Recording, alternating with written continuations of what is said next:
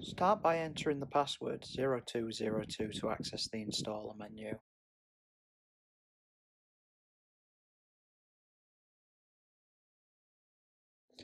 Once in the installer menu, go down to self-test mode. When in self-test mode, you'll be able to manually activate any actuators or ancillary equipment attached to the MIM controller. This includes pumps, zone valves, the hot water valve, booster heater, and backup heater.